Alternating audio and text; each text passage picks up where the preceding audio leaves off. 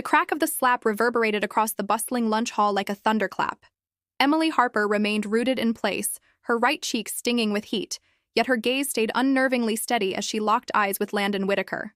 Rather than bursting into tears or fleeing like all his prior targets, she peeked at her wristwatch and murmured words that caused Landon's arrogant grin to waver. "Just 2 more minutes," she uttered, her tone remarkably composed. "2 more minutes until I secure what I've come for." Over 150 pupils halted mid-motion, devices hoisted to capture the drama. But not a single one recorded Emily's faint mutter into the concealed mic tucked in her sleeve. "Eagle to Sparrow. Suspect has engaged. Gear up for entry in T-15. Landon chuckled derisively, oblivious that in under 15 minutes, he'd be the one reduced to sobs, and not merely from physical agony. Before we plunge further into this astonishing tale of concealed roles and sinister undercurrents hidden under a top-tier academy's glossy facade, pause to smash that follow icon. If narratives of retribution and surprising revelations grip you tightly, leave a note in the replies. Share your views on schoolyard torment, as what unfolds here transcends ordinary adolescent malice. Your encouragement aids in uncovering more such compelling accounts. And believe me, this will make you rethink all you believed about the reserved student in the shadows. Crestwood Institute loomed as New England's premier exclusive academy, where $85,000 yearly fees purchased far beyond mere academics. 4 weeks back, Emily Harper materialized as a new enrollee on a complete grant. Her history was impeccably fabricated. Guardians lost in a tragic plane incident, residing with a distant uncle, boasting an impeccable 4.2 average from a state school in Nebraska. Yet each detail was a meticulously woven lie.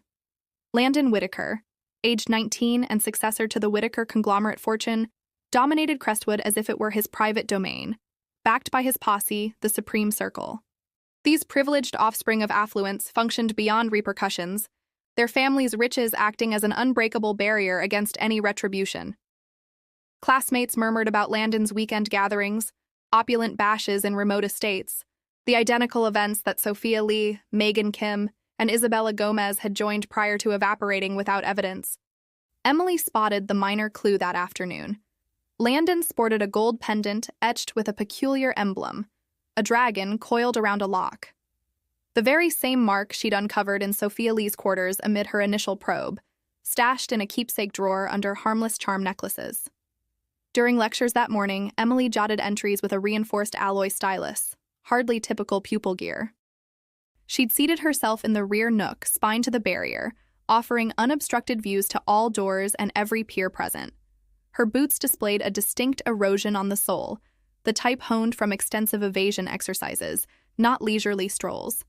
When Landon and his group encircled her in the corridor amid 3rd and 4th sessions, Emily didn't quiver. Her respiration held even, 5 counts inhale, 5 counts exhale, a pressure control method drilled into elite operatives. She tracked their movements via echoes alone, plotting each individual spot through auditory cues. "Grant Kid," Landon jeered, his exhale reeking of premium tea and superiority. "Word is you're from Nebraska. Probably your debut encountering true wealth." Emily lowered her gaze, embodying the ideal mark, but her digits drummed on her leg in a discrete rhythm discernible to Morse experts. TOSLW targets observed cite Landon Whitaker. "In truth," Emily responded softly, modulating her pitch to sound timid. Whitaker conglomerate boasts a fascinating legacy.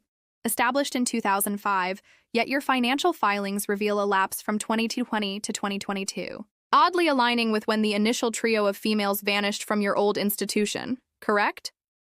Landon stiffened utterly, his assured stance fracturing briefly.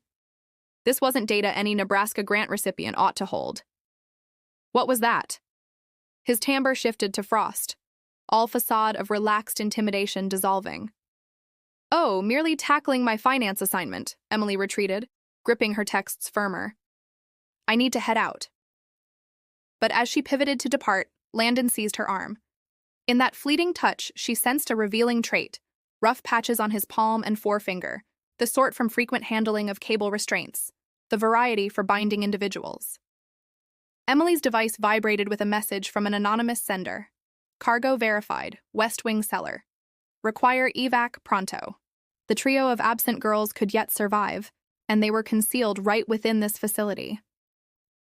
Now positioned in the lunch hall post Landon's overt attack, Emily observed him prowl around her like a hunter, unaware he'd transformed into the hunted.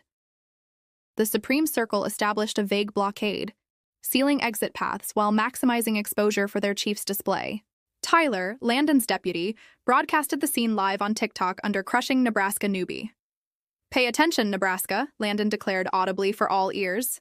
"This academy follows its unique rules, and Rule 1 is recognizing your rank." "Fascinating you bring up rules," Emily countered, at last infusing firmness into her words. "Are you aware of the national penalty for cross-state abduction? 20 years minimum, particularly with minors involved." The statement exploded like a grenade in the hushed hall. Tyler's device trembled in his grasp, the broadcast seizing his stunned look. "Is she referring to—" "Quiet!" Landon bellowed, his complexion turning scarlet. But Emily pressed on. She retrieved her gadget, thumbs darting with skilled speed. In 45 seconds, Tyler's feed halted, swapped by captures of coded exchanges between Landon and an unidentified party. Fresh delivery set for Saturday, standard collection spot. "How could you—" Landon surged ahead, yanking her device, but the harm was inflicted. A bystander had already preserved the footage. Emily utilized a defense-grade protection program on her unit, not the common apps youths grabbed from app markets. This agency-standard coding tech facilitated court-valid sound captures with timestamps, quantum data safeguarding, and investigative retrieval functions that enforcement bodies depended on. The system converted a standard mobile into an advanced probe instrument able to infiltrate public systems while upholding evidence integrity. Landon's irritation erupted. He smashed his fist onto Emily's meal plate, propelling orange juice splashing over her attire. The whole hall inhaled sharply, anticipating breakdowns like prior casualties. Instead, Emily serenely glanced at her timepiece once more. 1 minute and 45 seconds. 1 minute till what? Landon growled, striving to reclaim dominance. "Till my squad advances," Emily stated, cleaning juice from her brow with eerie poise. "You've just attacked a government informant. Well done adding another 7 years to your term. You believe you're some—" Landon clutched Emily's neckline, hoisting her marginally upward. "NSA, DEA, you're merely a pitiful aid recipient in costume." "Near enough," Emily breathed, her inhale unwavering amid the danger. "Joint Operation Force against people smuggling." "And Landon, we've located the seller already." Pallor swept Landon's features as if drained. His limbs quivered as he let go, retreating instinctively. Surrounding them, pupils started whispering, gadgets documenting his crumbling facade. In desperation, Landon reared his arm for another strike, channeling full force, but now she intercepted his forearm mid-swing with a seamless action hinting at extensive preparation. A refined near-range defense maneuver, and Landon sank to a knee with an agonized yelp that muted the space. "Sophia Lee, 15, absent since August 18th, Emily proclaimed, her words resonating distinctly through the quieted area. "Megan Kim, 16, gone since September 3rd.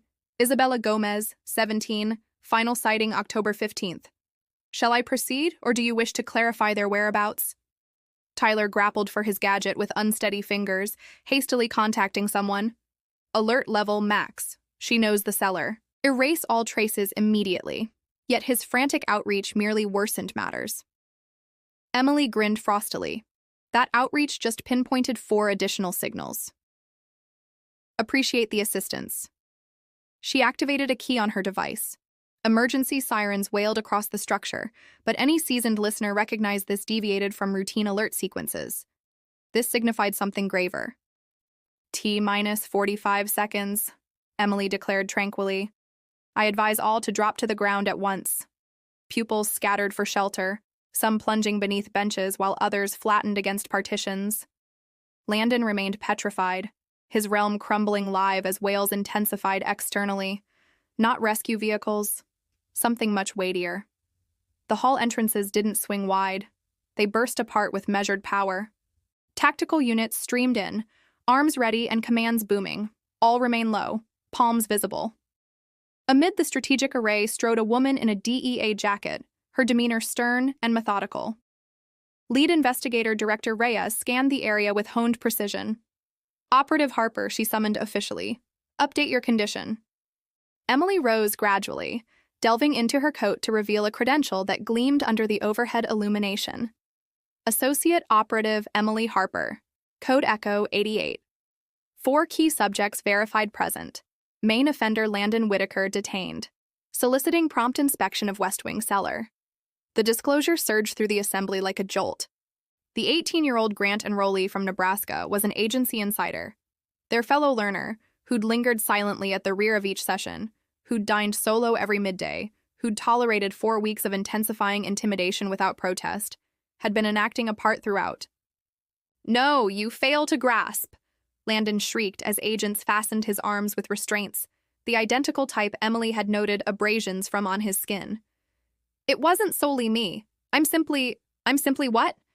Investigator Reyes advanced nearer, her tone bearing the gravity from years of incarcerating offenders. "The spotter? The liaison? Reveal your superiors, and perhaps the attorney contemplates leniency."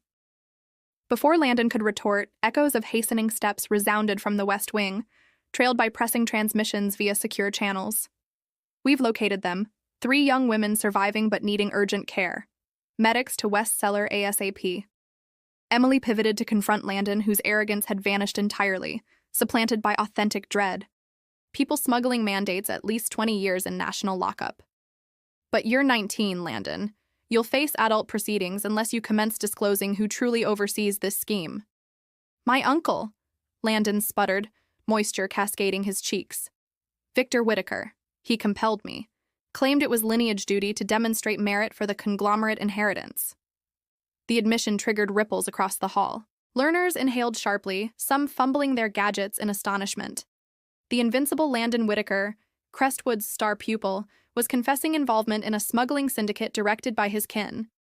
Emily activated an augmented reality interface on her gadget, casting it onto the hall barrier for universal viewing.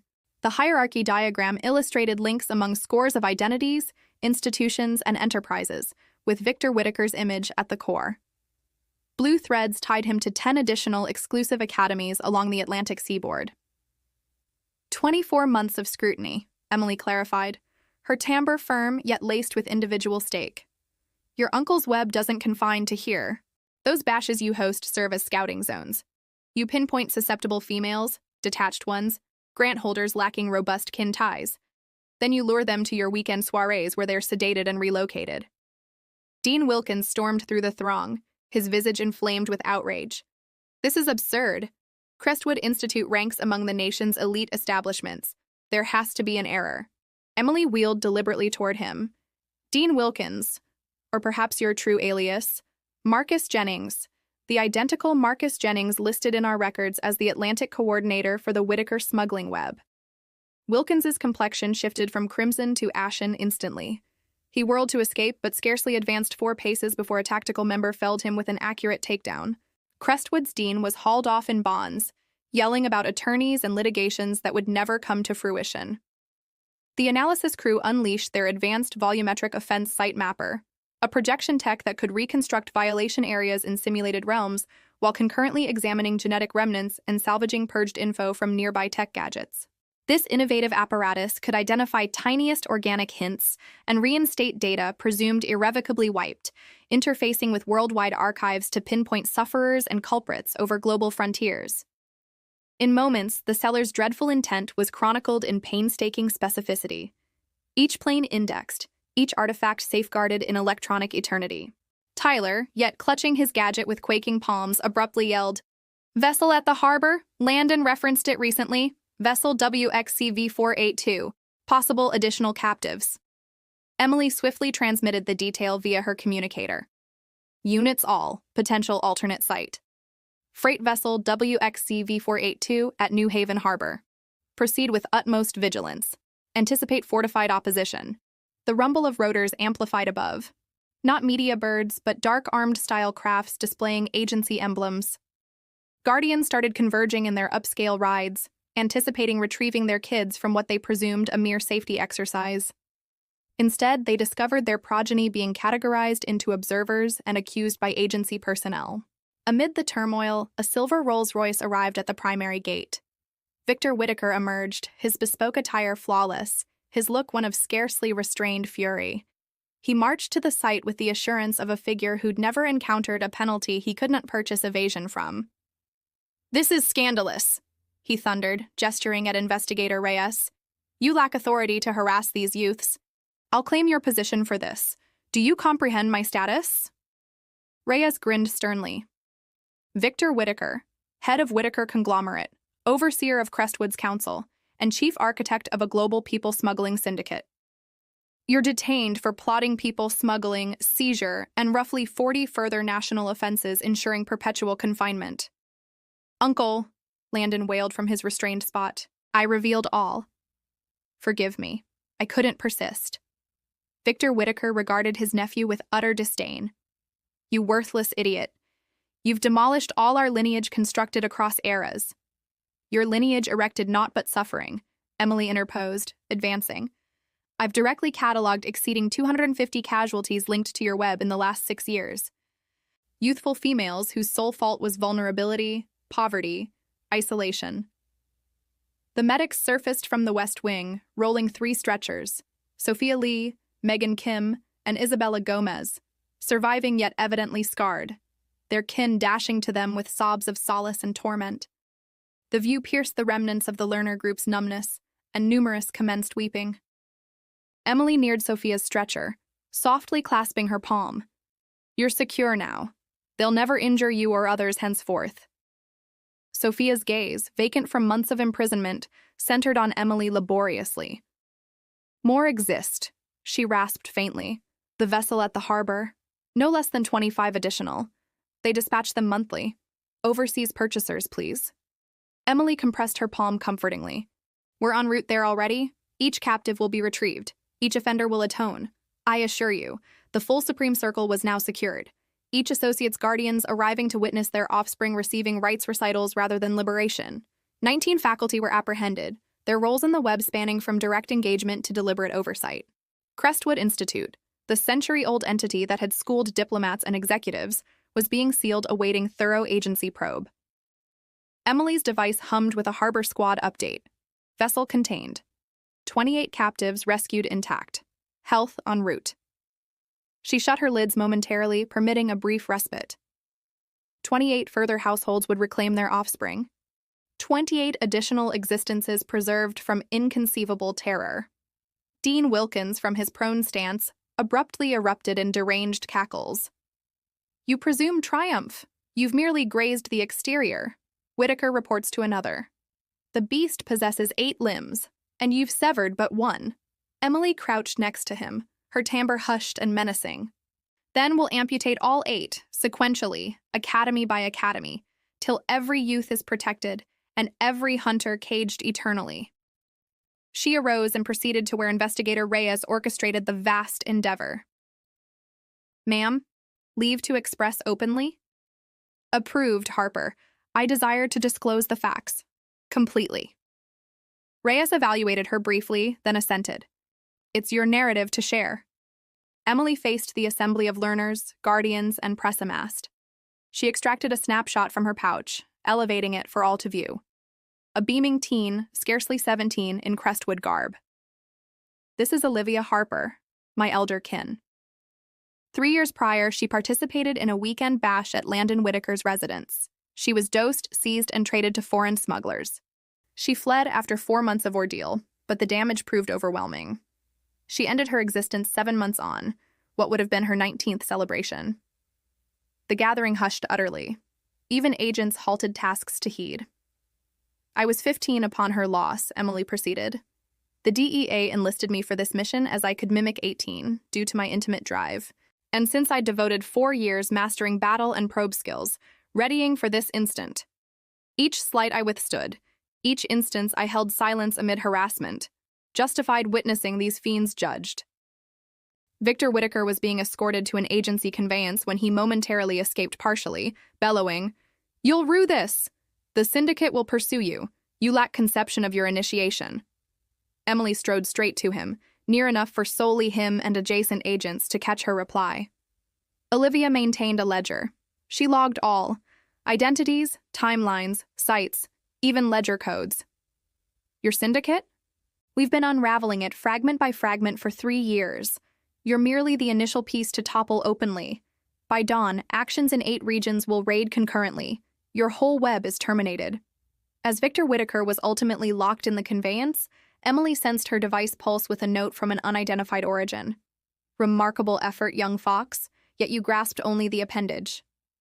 The core holds 8 further. Guard yourself, beast. A shiver coursed her frame, but she concealed it. In her side view, she spied a gray van with shaded panes stationed barely beyond the academy boundary. The portal cracked marginally, and an indistinct shape beckoned her nearer. Learners were freed to guardians under rigid directives against debating the active probe. The press was herded past fences, their lenses seizing the extraordinary vista of one of the country's premier academies deemed an offense zone.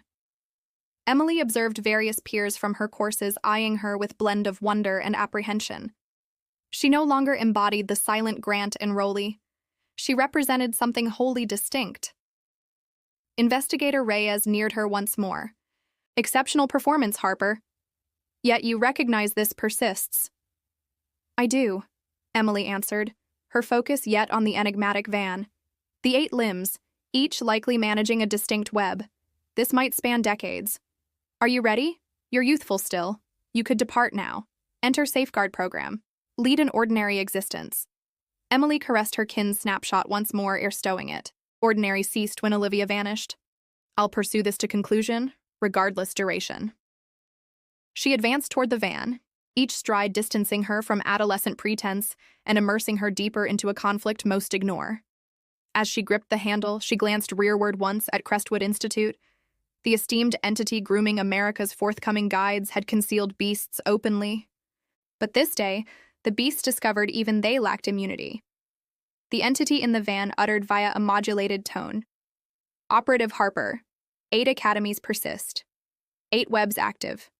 Your subsequent task awaits. Prepared? Emily entered without pause. As the van receded into the New England dusk, she pondered the trio rescued today. The 28 at the harbor and innumerable others ensnared in akin horrors. Landon Whitaker was confined, weeping like the youth he truly remained. His uncle would languish eternally in national incarceration. The Supreme Circle would encounter reckoning. Yet elsewhere, 7 further beast limbs operated, scouting, demolishing existences. The van vanished into twilight, bearing Emily Harper to her ensuing quest. Behind, Crestwood Institute endured as an offense locale, its heritage eternally marred. In the Hall of Inception, Landon's essence yet marked the surface where Emily had felled him. The elite had tumbled, the oppressed ascended, and equity triumphed. But in Shadow's realm, where Emily now navigated, success remained fleeting. The pursuit endures eternally. It merely shifts targets.